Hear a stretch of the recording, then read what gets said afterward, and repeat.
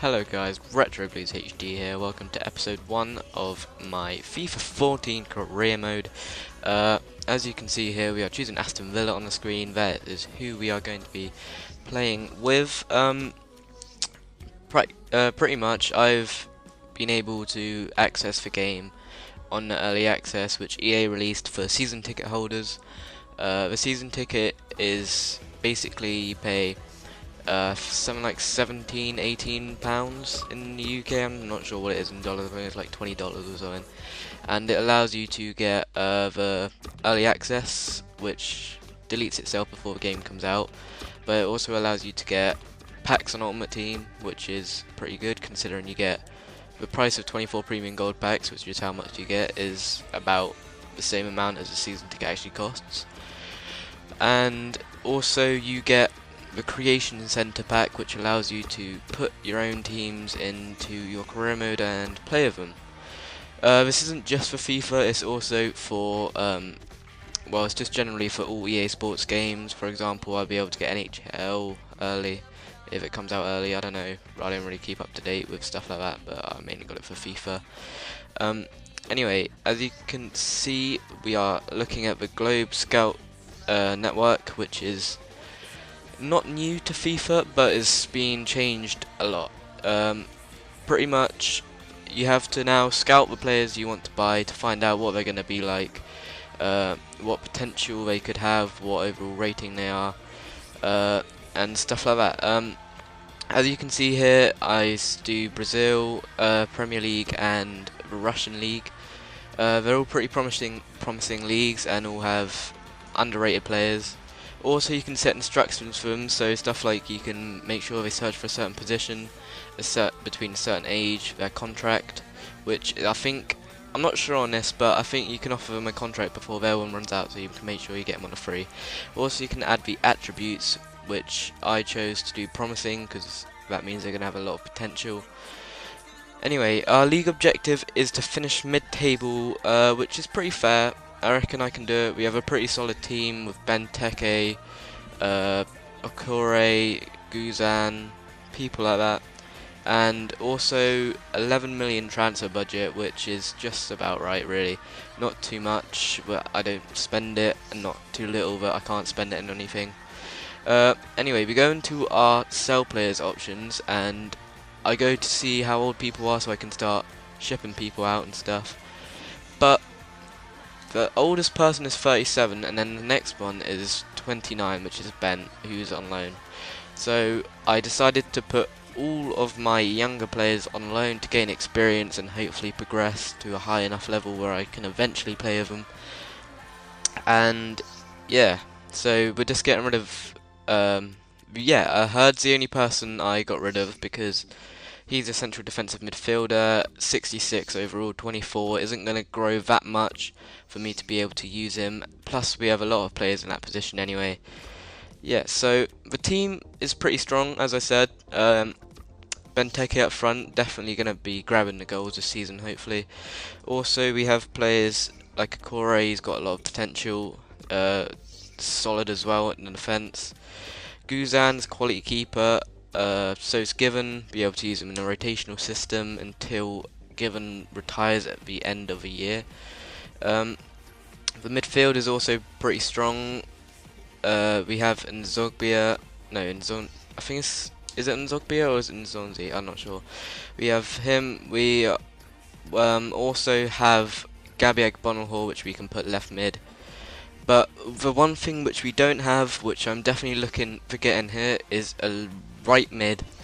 I reckon it's an important role, so I wanted to fill it in.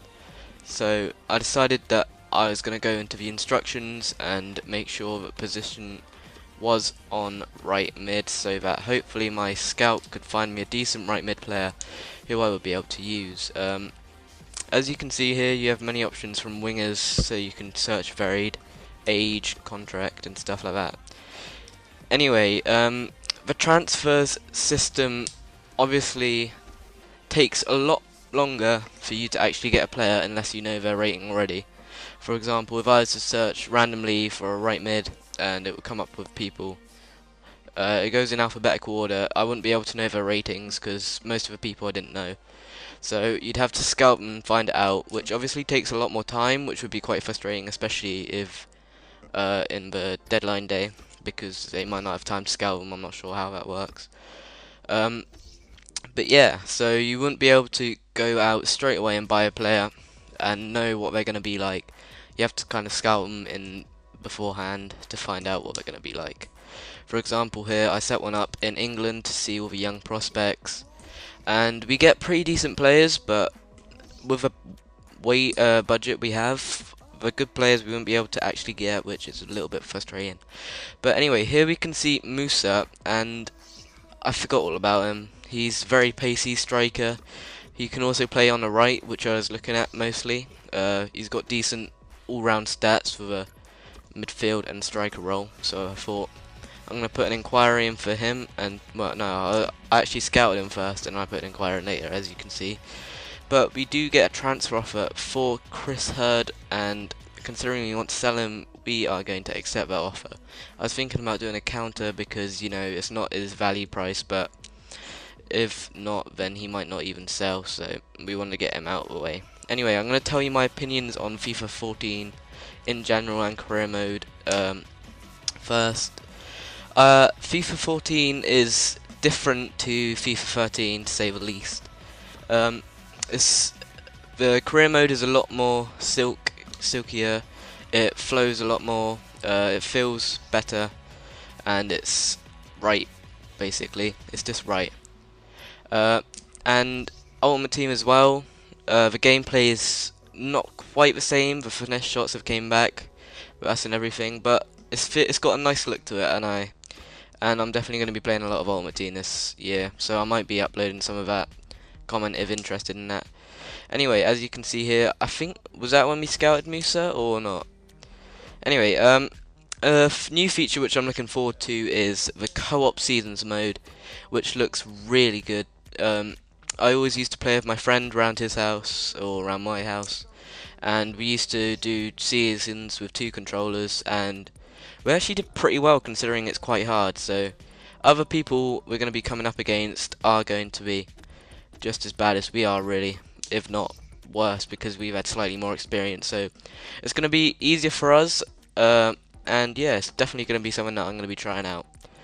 As you can see, Musa, our inquiry for Musa was unsuccessful, as they wanted 16.5 mil, which I don't have the money for, and I wouldn't pay even if I did, because although he will go up in the future, I don't want to waste that sort of money in the opening month of a transfer window. And then we find Andros Townsend, who we're gonna put in an offer for.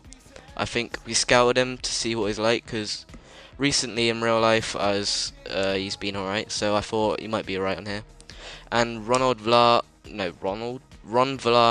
actually 4.5 mil was actually accepted, which I was quite happy with, considering that they only wanted to spend a maximum of something like 3.5 and stuff like that. So I thought, you know, give it a go, and they actually wanted to buy him. So yeah, we went ahead and made that counter offer, which was then met.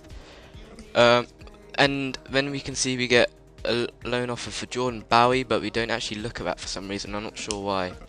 But yeah, anyway, the seasons is pretty much the same, I think. I haven't actually been on it yet, but obviously it's going to be, the play style's different. They've changed the ball curve and stuff, make it more realistic, which I really like. I mean, finesse shots are OP, but it looks really nice, so that's definitely something that's going to be used a lot this FIFA.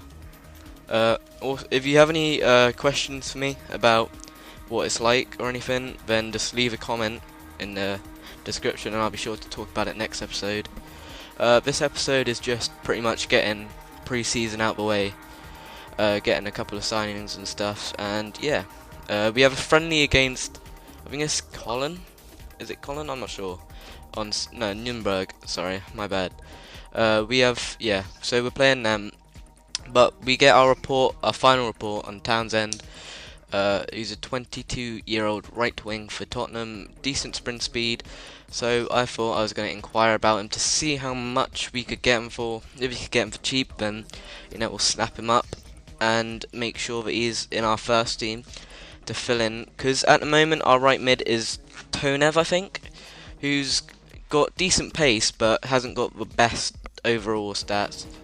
But as you can see here, we're going into our manager's office to our player search, and this is a player which I really wanted to see what it was like.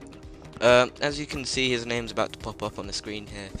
His name is Bakali, who plays for PSV, and he had a lot of hype about him in real life, linked with Chelsea, Liverpool, Man United, Man City, and he's pretty much tipped to be the next Nani, Cristiano Ronaldo sort of player. Very skillful, apparently. So we thought that, well, I thought that I would go see like what it was like. 17 years old, right wing. As you can see here, we are about to make an inquiry on him, because if we can get him below 10 mil, I'll probably go for him instead of Townsend, because I know that his potential is going to rocket up. Because as you can, well, you could have seen on the thing, it would have said that he was an exciting prospect, which always means he's going to be above 85, I think. But we win our first pre-season game against Nuremberg 3-0, Benteke with 2 and Ep.1 with 1. And our Townsend offer is, they want 2.9, so we thought we'll offer them that and see what they say. Hopefully they would accept that, because that is what they asked for. And then we have Barcelona coming up in our pre-season game, which is rather annoying, because we kind of want to be winning games in pre-season to get the morale up, maybe make their form get better and stuff, you know, get them upgraded before the season actually starts. But our Bakali offer inquiry, they wanted 7 mil, which is decent, but I wanted to pay as minimum as possible, so I thought I'd go for 6 mil, see what they say. And as you can see, they say here, your Bakali inquiry. First of all, our Townsend was accepted. I thought I would delay that one just to see, you know, if we could get Bakali. And I'm sorry. Oh no, sorry, my bad, my mistake. They don't actually reply to us there. But yeah, they said that they wanted 7 million. We put 6 million. Hopefully, we could get them for that price. I obviously know if we do or not, but I'm not going to ruin that for you. But anyway, Barcelona beat us 3-0. Neymar with 1, Christian Teo with 2 goals. I'm not too fussed about that result because they did put out a pretty solid team. But as you can see, our 6 million offer is accepted for Bakali, so I'm going to go ahead and offer him a contract. See if we can get him for a 4-year deal on 20,000. But then, this really annoyed me, we had another friendly against Real Madrid. So obviously we weren't going to win that. I'm not going to ruin anything for you, but yeah, I will. But anyway, we get Bakali here, first signing for 6 million. In my opinion, that's a good signing. I'm not sure what your opinions are. Obviously, he's not going to be good straight away. He is a 73 overall, which is better than my RAM already, which is Tonev. So I thought I'd buy him, and obviously he'd be going up and everything. But I didn't notice that he actually had 30 strength, which was kind of annoying. So I obviously thought that, well, my first intention is that, oh yes, alright, it's going to go up. But as you'll be noticing in games, he does get muscled off the ball quite quickly, which is a bit annoying. But anyway, we're going to go into our game against Real Madrid. We're going to simulate it again, same team as always, with Benteke up front, and we lost 2-1. Di Maria and Isco getting the goals for them, and Benteke getting the goals for us, which isn't too bad actually, considering that it was Real Madrid and we did only lose 2-1 with a team which is mostly in the 70s. I think there's 180 player, which is Benteke. And a cool new feature is that it actually comes up in your messages to do a press conference. And as a Chelsea fan myself, not the biggest fan of Arsenal, so I thought I would unnerve Arsene Wenger. And as this episode comes to a close, be sure to check out the next one to see how we get on against Arsenal. Please be sure to like, subscribe, and I will see you next time.